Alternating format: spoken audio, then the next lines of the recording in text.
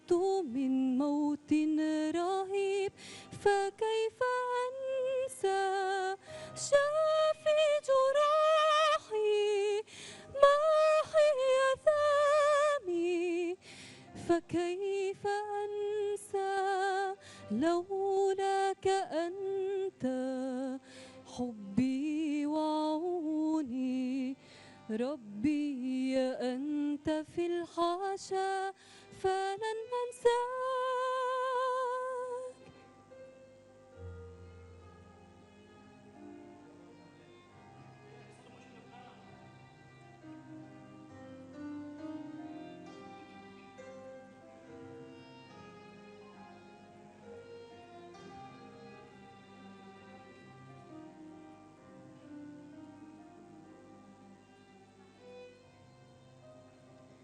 كيف قضى يا للعجب فوق صليب من خشب، بالصلب قد محى الغضب، وسيط صلح وسلام، جئت شفاء متفدا،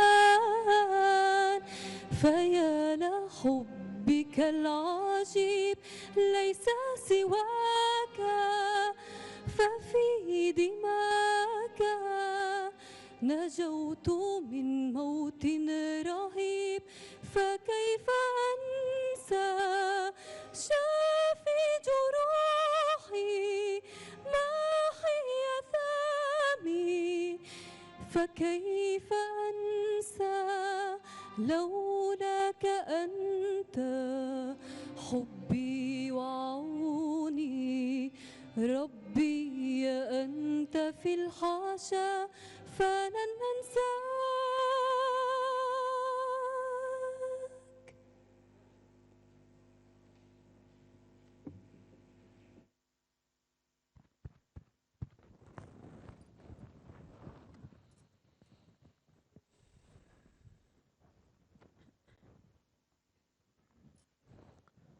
بسم الله والابن والروح القدس الإله الواحد آمين. آبائي الكهنة والخوارنا الأعزاء، أخواتي الراهبات، الشمامسة الإنجيليين، الشمامسة، أيها المؤمنون الأحباء، في كل سنة نجتمع في هذه الجمعة العظيمة، نجتمع حتى نتأمل بالطريق اللي مشى ربنا يسوع المسيح، هذا الطريق اللي مشى بينه ربنا في أزقة أورشليم وهو حاملا خشبة الصليب. هذه المسيرة الإيمانية اللي عاشها ربنا واللي في كل سنة إنه نحن نحتفل بيها، وكأنه كان يعيش هذه الأحداث تماما.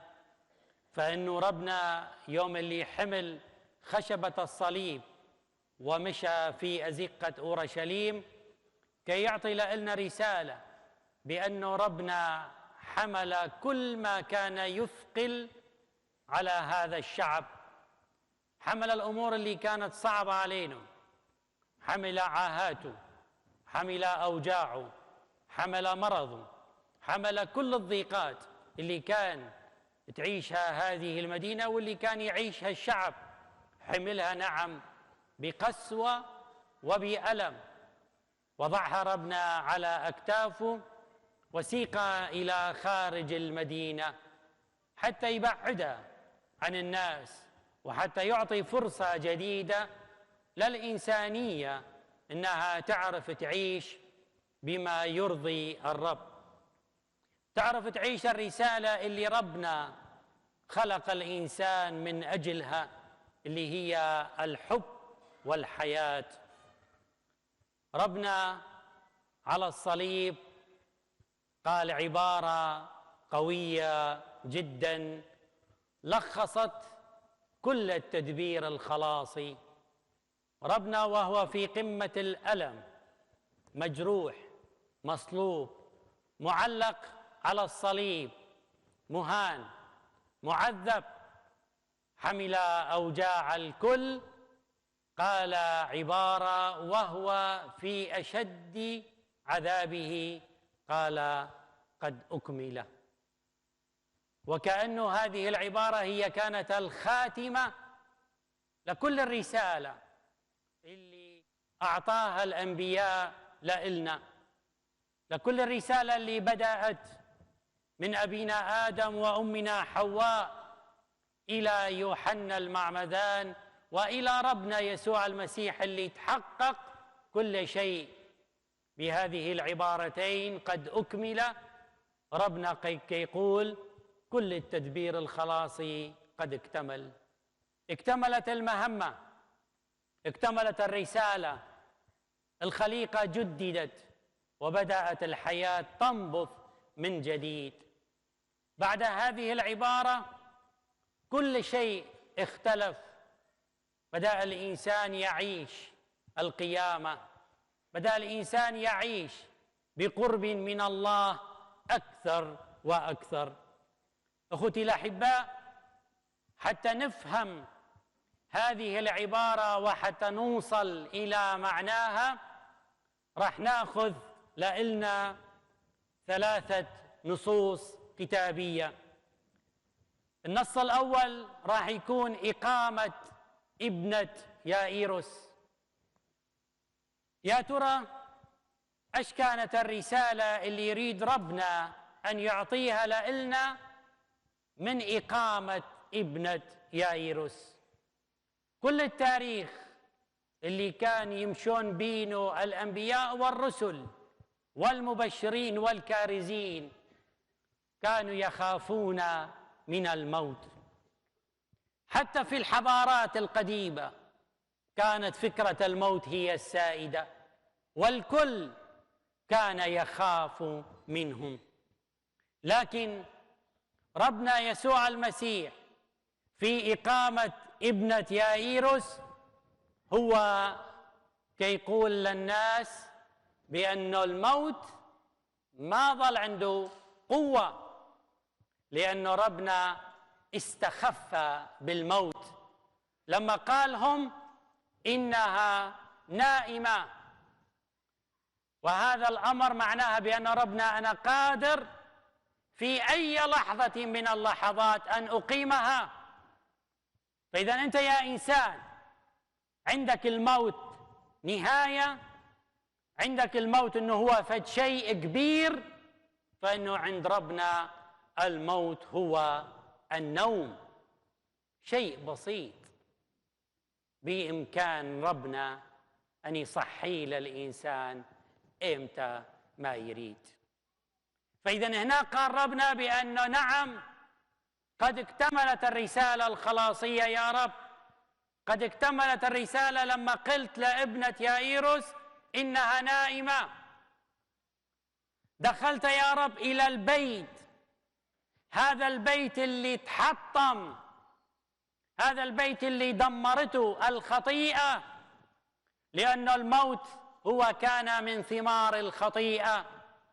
فإذا هنا ربنا في هذا المكان وفي هذه الحادثة القيامة، قيامة ابنة يائيروس، كي يعيد ترميم البيت الإنساني، كي يعيد ترميم العائلة مرة أخرى، وكي يقول للعائلة مهما كانت مشاكلكم كبيرة، مهما كانت الضيقات اللي انتم كي تمرون بيها، مهما كنتم تبكون، مهما كنتم تعتقدون بأن هذه المشاكل ما إلها حل، مثل ما كانت ابنة يائيروس ميتة ما إلها حل عند البشر، ربنا قال إنها نائمة.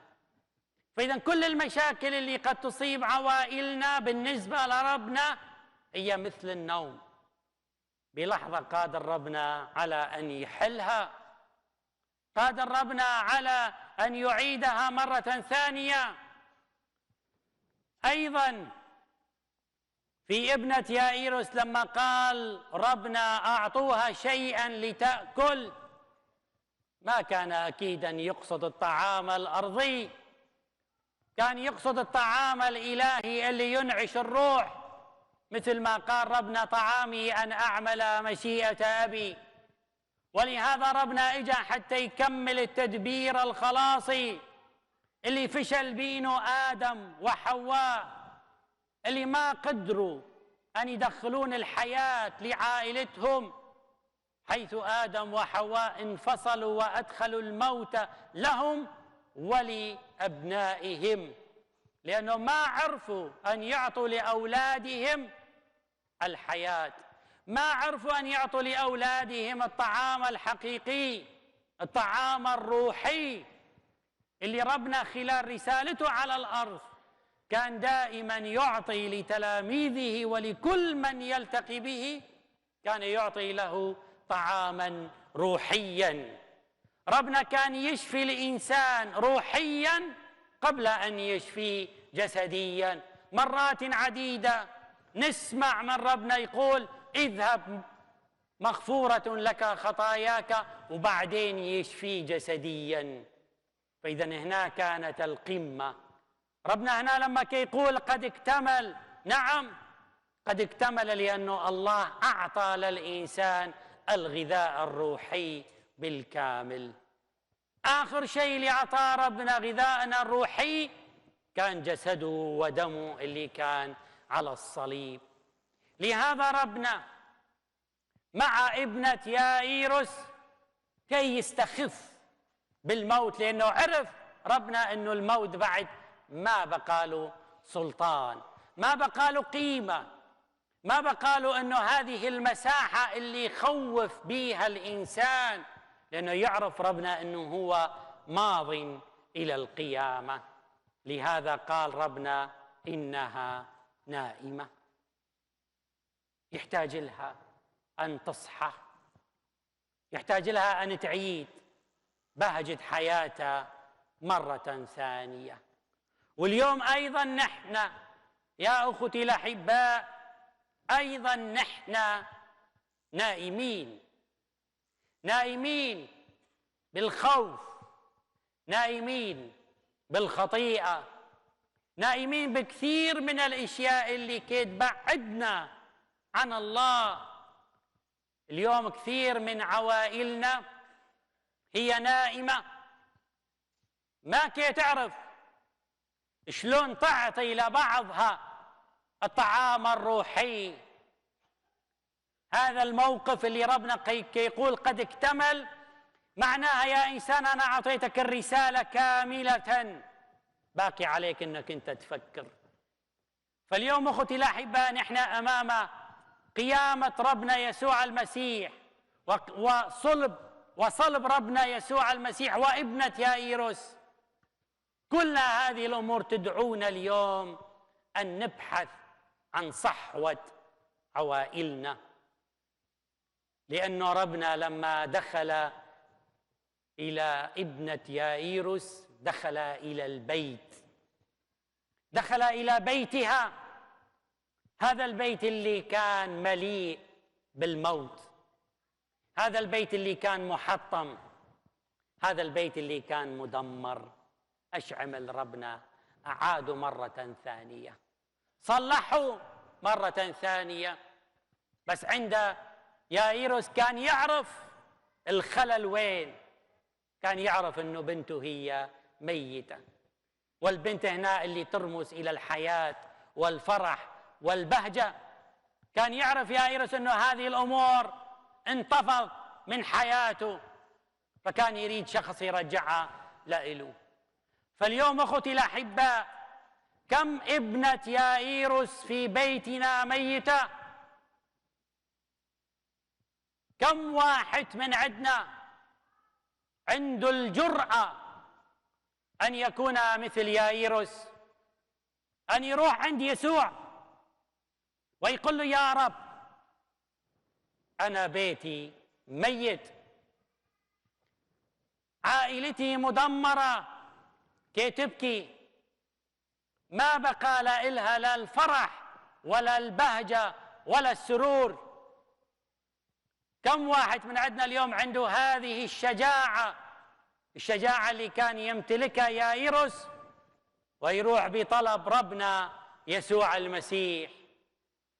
كم واحد اليوم من عندنا يهتم بابنته اللي هي ابنة يايروس؟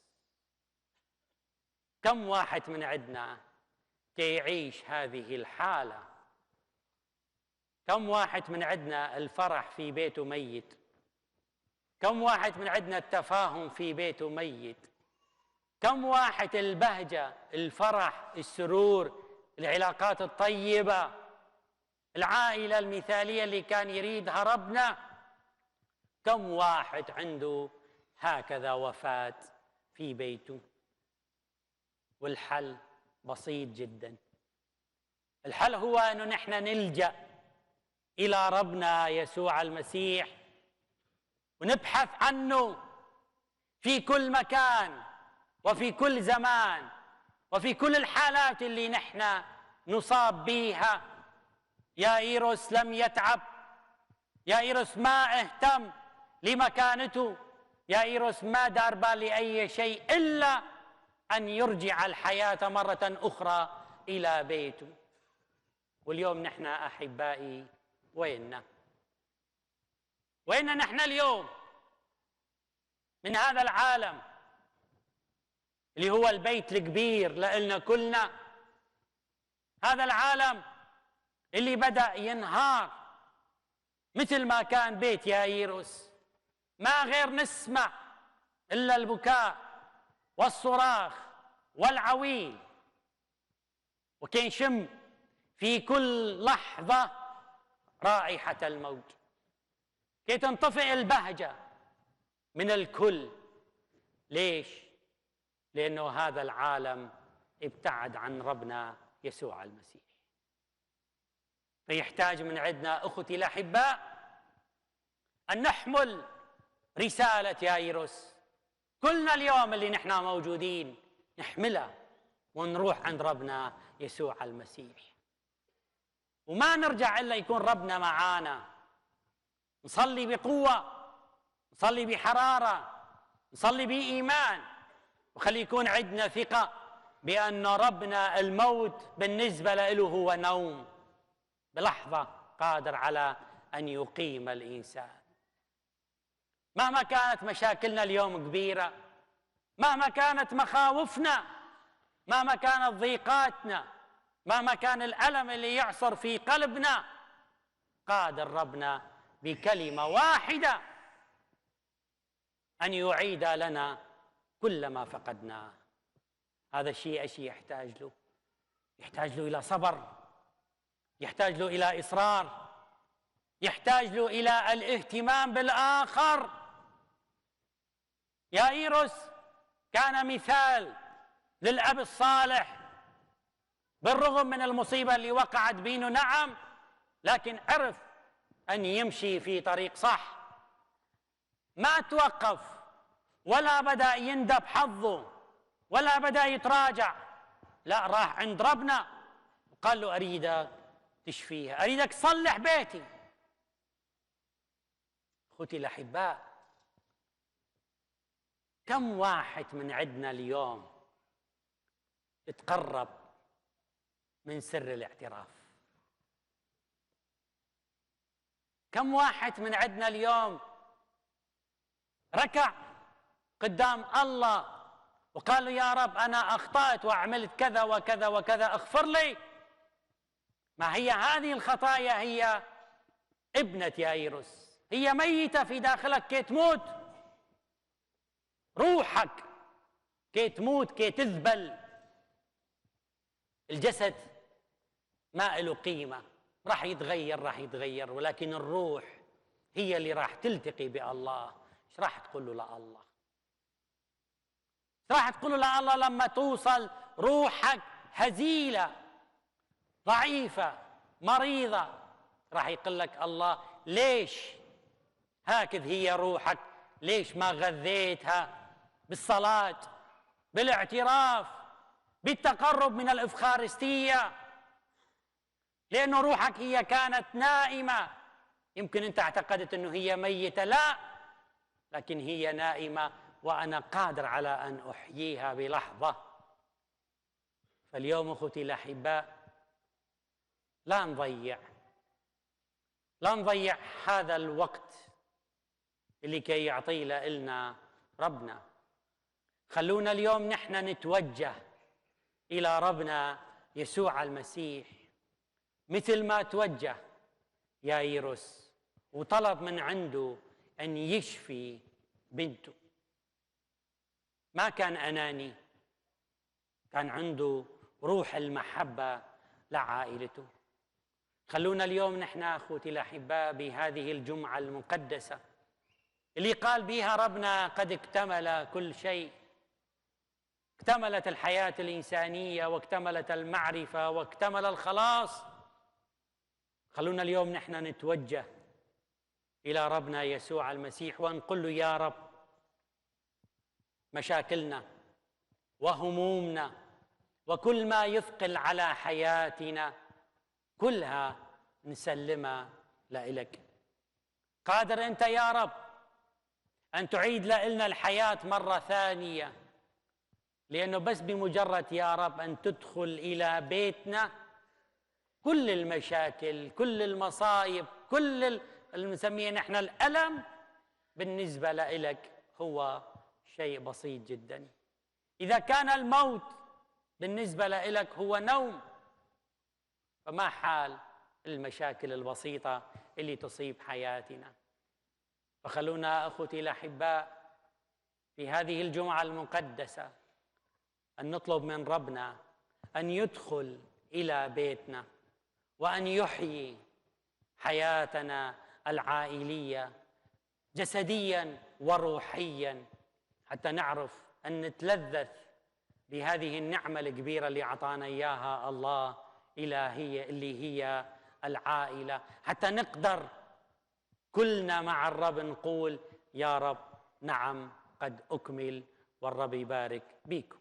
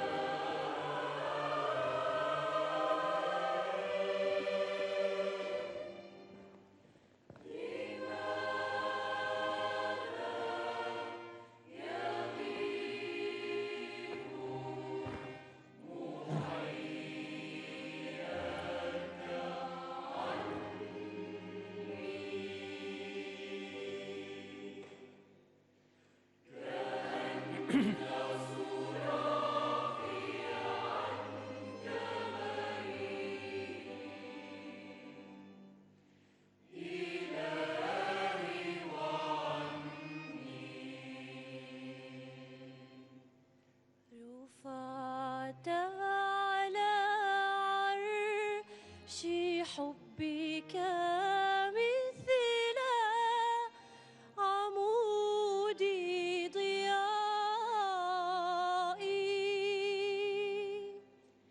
شعاع من الأرض يعقد وصلا بقلب السماء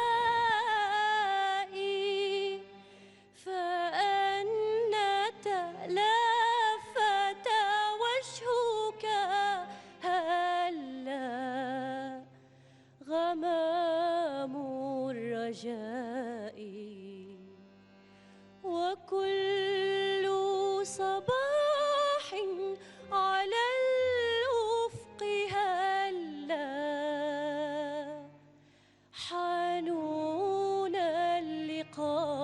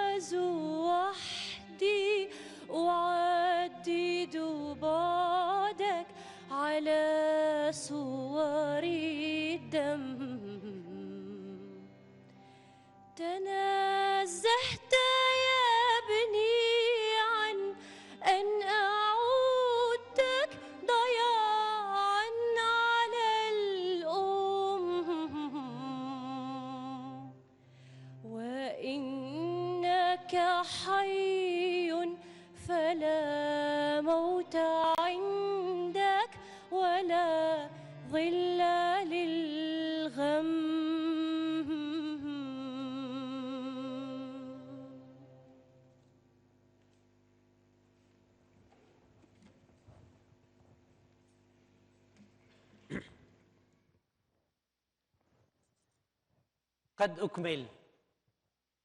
هذا ما شفناه مع ابنة يايروس، ربنا اللي أعطانا رسالة بيها واللي قال إنه هي نائمة، وصار الموت بالنسبة له هو مثل النوم.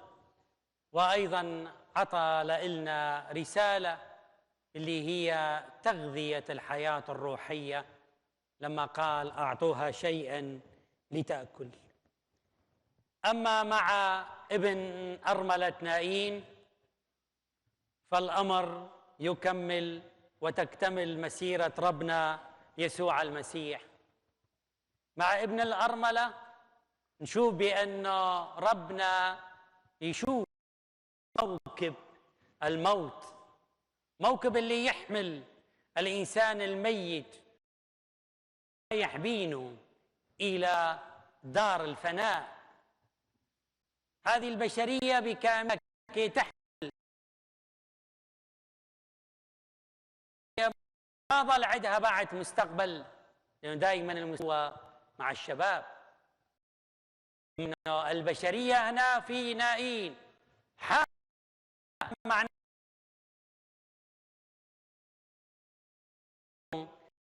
إلى طريق لا عودة.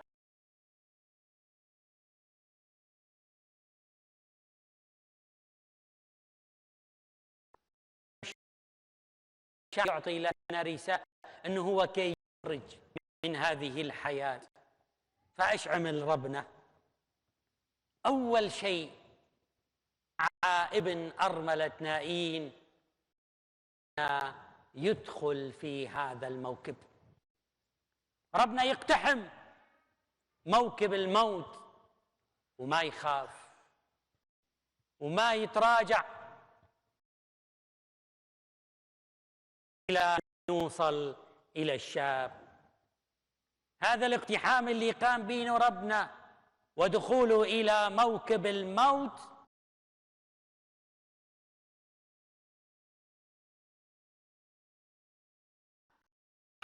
حتى لو كنا ميتين ضرنا أنه ربنا كي يبحث عنا. فدخولنا إلى هذا موكب الموت ما هو دخول عادي، ولكن هو دخول ليبحث عن هذا الإنسان وينه حتى أخلصه. حتى لو كان ميتا ما يخالف، لازم يخلص. مثل ما قلنا أنه الموت عند ربنا هو النوم. هذه البشرية اليوم اللي هي كي تمشي نحو إجا ربنا حتى يبحث عنها بالموت عام ولا احتاج تراجع، ولكن مشي ربنا إلى أن وصل إلى الشاب. وهنا ما توقف ربنا، أيضا لمس النعش،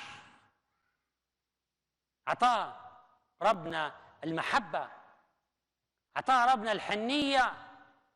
وكأنه ربنا هناك لما لمس النعش كي يقول للإنسان لا تخاف أنا معك، حتى لو تعتبر نفسك أنت ميت ما يخالف أنا معك.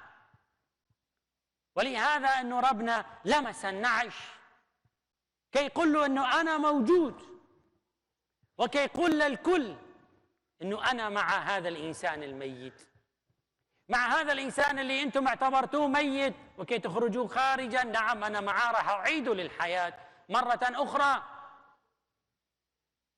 ويقول له للشاب قم، ما تشكل لك أنك تكون نايم يا إنسان. لا تخلي حياتك وعلاقتك مع الله أنها تنام. لا تخلي علاقتك مع ربنا يسوع المسيح أن تدفن.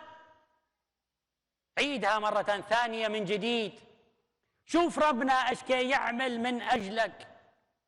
اقتحم موكب الموت، اقتحم هذه الجموع كلها وكي يبحث عن الإنسان، كي يبحث عن هذا الإنسان البعيد، هذا الإنسان اللي كبل بالأكفان واللي وضع في صندوق. هاي الأمور اللي تخنق الإنسان. هنا أكيدا ما هو الكلام عن الكفن، ولكن هو الكلام عن الأمور اللي تثقل حياتنا. كم واحد اليوم من عندنا مكبل بأمور كثيرة، مكبل بشهوة، مكبل بتبعية لفكرة سيئة، مكبل بالخطيئة، مكبل ببحثه عن شهوات هذا العالم، مكبل حتى يرضي جسده الفاني اللي ما يشبع. هذا الجسد اللي عندنا إياه ما يشبع أبداً، مهما تنطيه ما يرضى، ما يكتفي. جسد طماع، جسد شهواني. لهذا ربنا كي يقول كافي يا إنسان أنك أنت تظل مقيد بهذه الأمور اللي أنت عندك إياها، وفوق كل هذه الأمور محافظ عليها، نوضع في صندوق. كثيرين من عندنا يا أخوتي مشكلتنا ما بس الخطيئة، مشكلتنا أنه نحن كي نحافظ على هذه الخطيئة، مشكلتنا أنه نحن كي نخبيها لهذه الخطيئة، كي نهتم بيها وكأنه هي كنز عظيم ما لازم نخسره، فمحنا محوطيها. ما ننسى، ما نعرف أنه هذه الخطيئة هي كي تقودنا للهلاك، نهاية الدار الفانية، نهاية الفناء. وكي ننسى أنه ربنا من أجل يحررنا من عدها اقتحم موكب الموت وبدأ يبحث عن الإنسان. نسمع في الكتاب المقدس نعم أنه ربنا يبحث عن الخاطئ حتى يخلصه، ولكن مع ابن أرملة نائين ربنا يبحث عن الميت حتى يقيمه. ايش نريد بعد من ربنا؟ ايش نريد من ربنا؟ انه كي يفهمنا كل هذه العبارات، انه يا انسان اصحى، يا انسان كافي انك انت تظل مقيد ومكبل بامور تعتقد انه هي امور جميله، انه هي امور مريحه.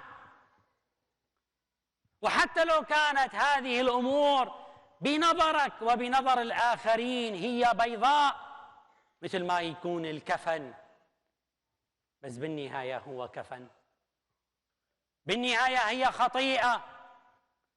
دير بالك تقتنع بيها، حتى لو اقتنع الكل دير بالك تقتنع بيها. أنت مختلف، أنت عندك ربنا يسوع المسيح. دير بالك يا إنسان أن تحمل على الأكتاف وتساق إلى الفناء.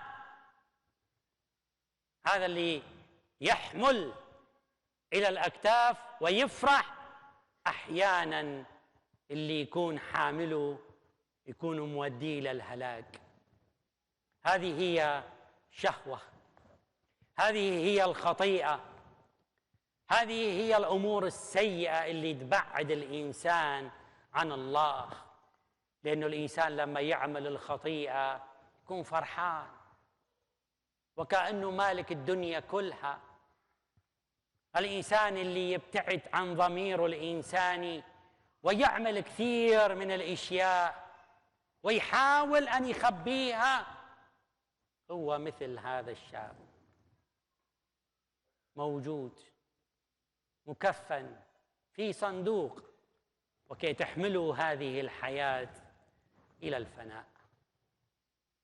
فحذاري أن نكون نحن مكان هذا الشاب، حذاري أن نخلي لهذه الحياة أن تكفننا، بما معناه أن تغرينا بشهواتها، أن تغرينا بمتعته الوقتية، مثل ما كان هذا الشاب محمول على الأيادي نعم، ولكن وقتيا وراح ينتسى. هذه هي الخطيئة اليوم اللي كي تقتحم حياتنا الإنسانية، كي تقتحم إنسانيتنا وكي تدمر مستقبلنا ومستقبل أولادنا ومستقبل عوائلنا وبلداتنا ووطننا وكل شيء. أحبائي، ابن أرملة نائين درس قوي جدا لما قال ربنا قد أكمل. نعم، منو من اليوم يقدر أن يبحث عن الإنسان الميت؟ منو من اليوم يقدر أن يدخل إلى موكب الموت؟ ربنا دخل موكب الموت. نعم، مع ابن الأرملة ما كان فقط هو هذا الموكب اللي دخله ربنا وفقط، دخل ربنا إلى موكب الموت مرة أخرى لما حمل صليبه ومشي في أزقة أورشليم. حمل ربنا صليب الألم ومشي ربنا في طريق الموت مرة أخرى حتى يخلص الإنسان، وكان مستعد ربنا أن يدخل في هذا الطريق كل ما سمحت له الفرصة من أجل إنقاذ الإنسان. هذه الرسالة اللي نزل بيها ربنا واللي تجسد واللي عطاله إلنا واللي قال لازم الحياة ترجع. هذا الموكب اللي كان رايح للموت أوقفه الرب، ربنا أوقف الموت وأعاد الحياة مرة ثانية. هذا الشعب اللي كان خارج من المدينة من نائين اللي هي الجميلة، اللي كان خارج من عدها ورايح إلى دار الفناء، أعادوا وأعطانا ربنا فرصة ثانية حتى يعيش، أعطاه فرصة ثانية حتى يجدد حياته، حتى ينزع عنه الأكفان، حتى ما يظل مقيد.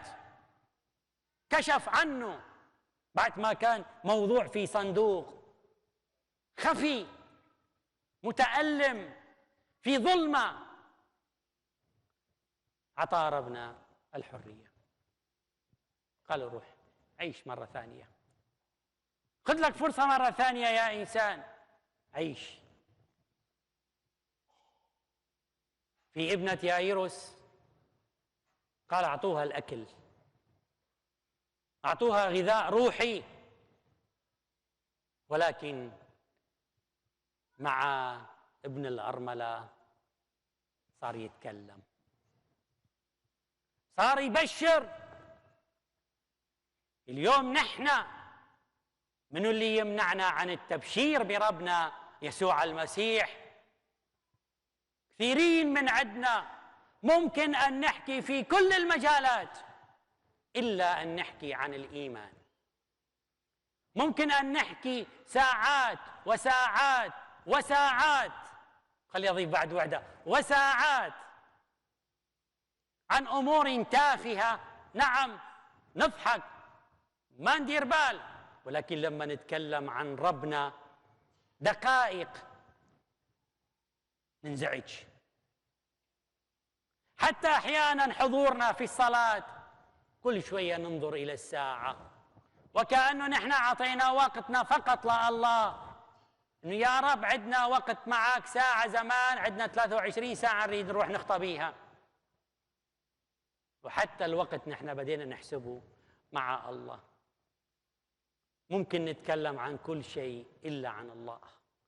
فلهذا إذا نحن واصلين إلى هذه المرحلة فاعلموا أنه نحن ابن الأرملة، ميتين موضوعين في صندوق ومكبلين بالأفكار السيئة اللي تبعدنا حتى عن أقرب المقربين لنا.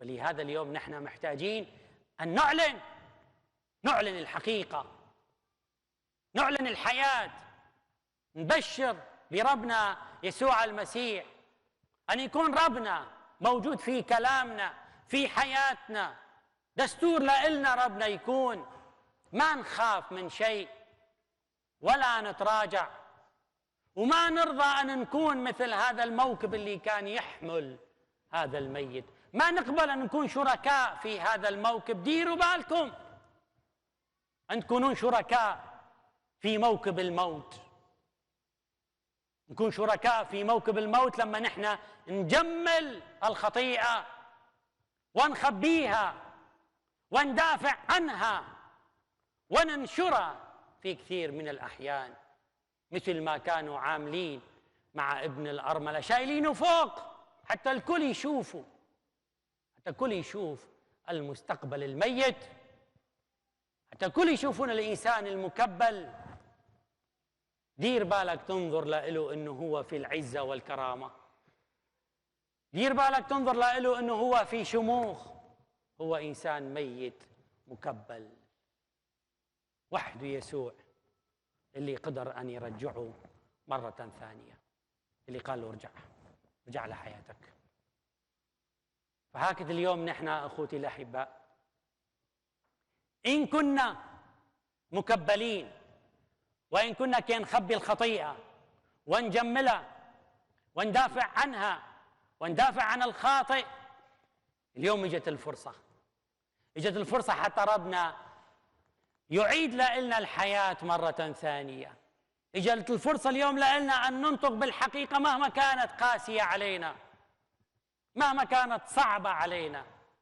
فرق كبير ما بين أن نكون نحن مقيدين في الخطيئة وأن نكون أحرارا في الكلام. هذا اللي كان يعيشه ابن أرملة نائين. إذن أخوتي الأحباء، مع ابن الأرملة ربنا يسوع المسيح دخل موكب الموت يبحث عن الإنسان الميت ليقيمه. وكي يقول ربنا أنا أوقفت الموت. لا تخاف يا إنسان، بعد ما عندك شيء اسمه موت، لكن قد ممكن أنت تروح للموت لما تخلي الخطيئة تسيطر على حياتك، لما تخلي الشهوات تسيطر على حياتك، الحقد، الغيرة، الكذب، الافتراء. ممكن أنك تقتل نفسك، أما غير شيء ما أكو شيء بعد ممكن أن يأذيك. أنا دخلت موكب الموت من أجلك وبحثت عنك وأعطيتك فرصة ثانية. هذا اللي كي يقولوا لنا ربنا مع ابن أرملة نائين. فأقول يا رب لقد اكتملت الرسالة، والرب يبارك بكم جميعا.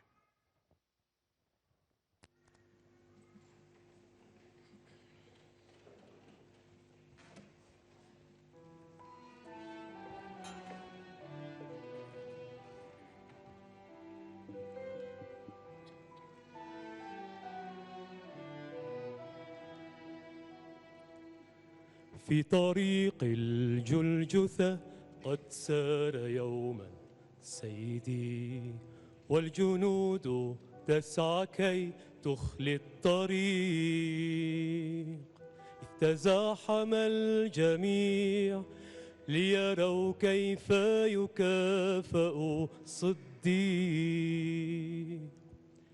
كان ينزف حبيبي بسياط ضربوا، وبتاج الشوك ربي ملكوا.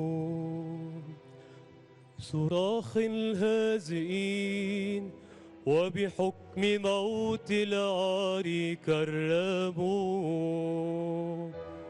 في طريق الجلجثة سار إلهنا الحبيب، سار طوعا واختيارا للصليب. قبل يسوع الموت من أجلك ومن أجلي. في طريق الجلجثة سار الحبيب إلى الصليب.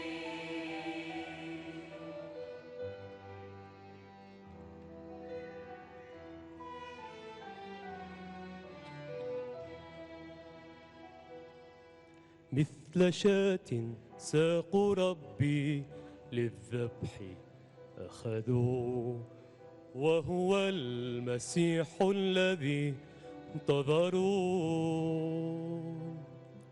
وحسنه للغدر فاق آلام جنبه المطعون،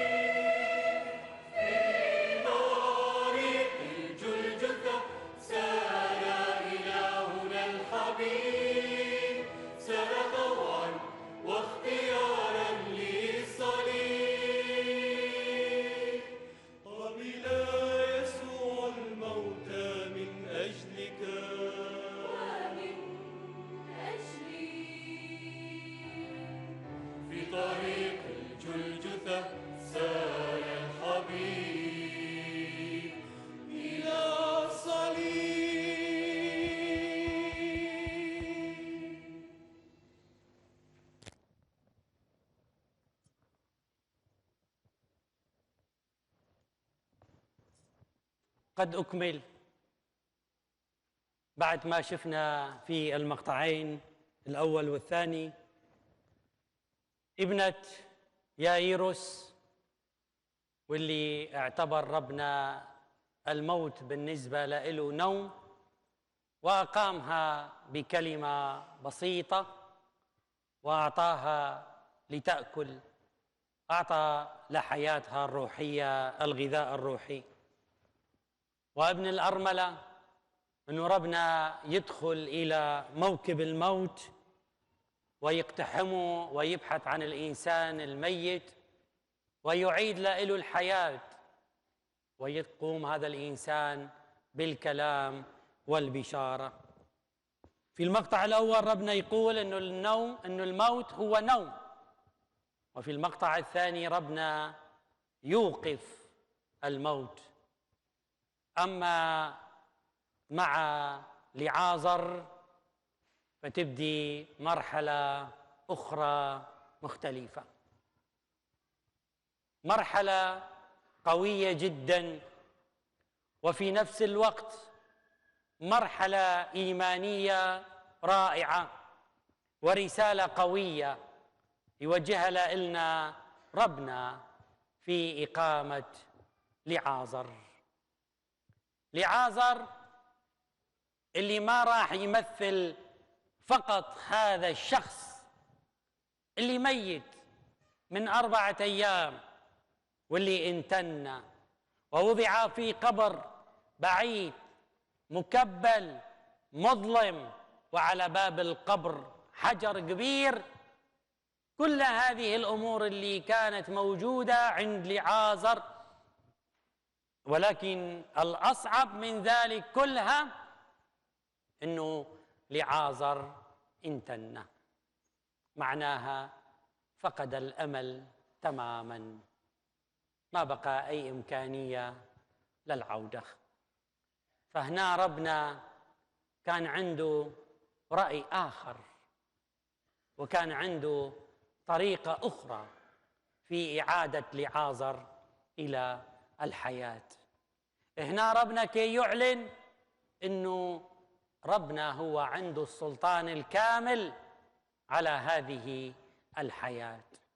لهذا ربنا ما راح يقيم لعازر فقط، وإنما ربنا راح يخلق لعازر من جديد. كل الأمور اللي فيك يا إنسان اللي صارت بالية، اللي انتنت تعفنت، ما يخالف، ربنا ما قادر فقط أن يحييها، لا، ربنا قادر على أن يخلقها من جديد. ومثل ما يقول مار بولس: ونحن في المسيح نحن خليقة جديدة. فإذا أنت تخلق إنسان جديد، تتخلى عن كل ما عندك من الصفات السيئة والبالية والصفات اللي انتنت تعفنت. واجب اليوم نحن نحيي هذه الجمعة العظيمة بخليقة جديدة، بشعب جديد، بفكر جديد، بقوة، بصلابة إيمانية. كثير عندنا من هذا الموقف لعازر في حياتنا، كثير عندنا من الأفكار انتنت، كثير عندنا من المواقف انتنت، كثير عندنا من التصرفات أيضا انتنت في حياتنا. اجى الوقت حتى نقول له: يا رب ما نريد نحييها، نريد تخلق من جديد، ما نريد أن نعيد هذه الصفات البالية اللي صارت في حياتنا. خلينا نحن اليوم معاك يا رب خليقة جديدة، يعيش إنسان جديد. ظل نحن عايشين في هذه الدوامة اللي انتنت. مع لعازر أمر مختلف تماما. كثير من عندنا لا يزال مقيد بأفكار